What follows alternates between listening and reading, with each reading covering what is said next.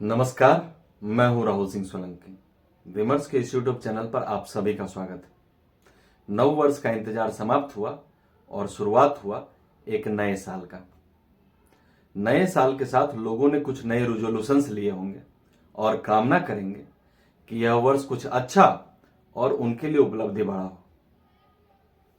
ऐसी कामना न केवल हम सबों के व्यक्तिगत जीवन में है, बल्कि एक राष्ट्र के रूप में भी राष्ट्र को सर्वोच्च शिखर पर बढ़ते देखने की कामना हम सबों की है। आप सबों को अंग्रेजी नववर्ष की हार्दिक शुभकामनाएं।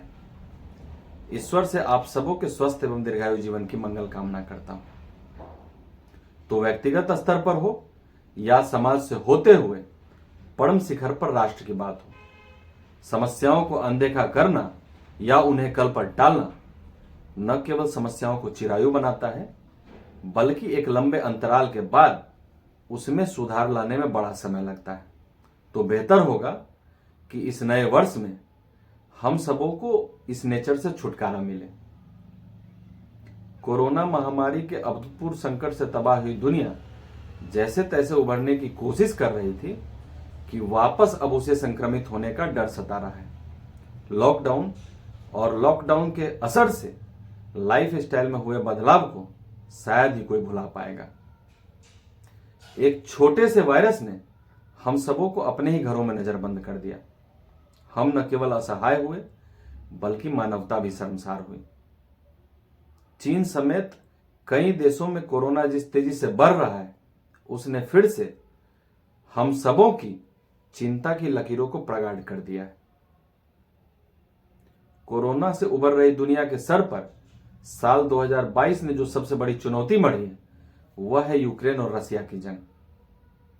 रफ्तार पकड़ रही ग्लोबल इकोनॉमी को युद्ध के ब्रेकर ने धीमा कर रखा है और उसके मंदी में फंसने और वैश्विक स्तर पर महंगाई के बढ़ने के संकेत दिखाई देने लगे। नए साल में इस युद्ध को जल्द से जल्द समाप्त करना एक बड़ी वैश्विक चुनौती होगी। भारत और चाइना बॉर्डर पर सामान्य स्थिति बहाल करने का दायित्व भी नए साल के सर पर आन मड़ा है। गलवान के बाद तमांग में हुई तीखी झड़प के बाद सीमा पर तनाव बढ़ा है। 2023 में दोनों देशों के नेतृत्व के सामने यह चुनौती होगी कि इस साल आपसी विश्वास बहाल करने के प्रयास तेज हों। कोरोना हो या चाइना, तमाम अड़चनों के बीच भारत जहां न केवल अपनी आर्थिक स्थिति को काफी हद तक मजबूत बनाए हुए है, वहीं भारत ग्लोबल इकोनॉमी के लिए भी उम्मीद की किरण बना हुआ है। भारत को G20 की अध्यक्षता और उस मंच के बेहतरीन उपयोग का भी अवसर मिला है। भारतीय राजनीति की बात की जाए तो साल के अंत में गुजरात और हिमाचल प्रदेश में हुए चुनाव के परिणाम बराबर रहे। भाजपा और कांग्रेस दोनों के हिस्सों में एक एक राज्य आए।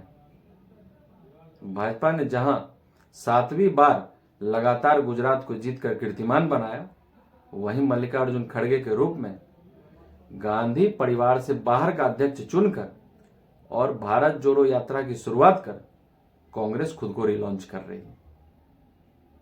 साल 2022 अरविंद केजरीवाल के लिए काफी खास रहा, जिनकी पार्टी ने न केवल पंजाब में सरकार बनाई, बल्कि राष्ट्रीय पार्टी का भी दर्जा प्राप्त किया। अब आने वाले साल में लगभग 10 राज्यों के विधानसभा चुनाव होंगे।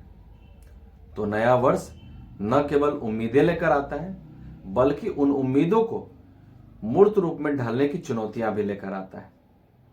आने वाले कल के बेहतरी के सपने तो होते हैं, साथ ही बीते समय के सबक भी होते हैं।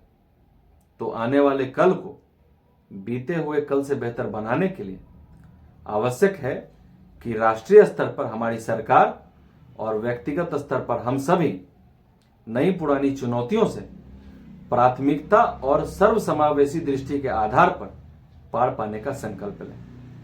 संकल्प लें कि व्यक्तिगत स्तर पर हमें स्वदेशी को बढ़ावा देना होगा। संविधान प्रदत्त अधिकारों का भान रखने से पहले देश के प्रति कर्तव्यों का मान रखना होगा। स्वयं से पहले समाज और राष्ट्र के लिए सोचना होगा। संकल्प लें कि एक राष्ट्र के रूप में हमें आत्मनिर्भर बनना होगा। लोकतंत्र में लोकतांत्रिक मूल्यों को जीवित रखना होगा और समाज के अंतिम पायदान पर खड़े व्यक्ति की चिंता करनी होगी। नए वर्ष के प्रथम दिन हम सभी यह संकल्प लें कि हम सभी समाज और राष्ट्र के प्रति अपनी जिम्मेदारी और कर्तव्यों को ध्यान में रखते हुए एक नागरिक के तौर पर समाज और राष्ट्र को बेहतर बनाने के लिए प्रयासरत हों। आज के लिए इतना ही। फिर मिलते हैं अगले अंक में किसी और विषय के साथ। तब तक के लिए इजाजत दीजिए। नमस्कार।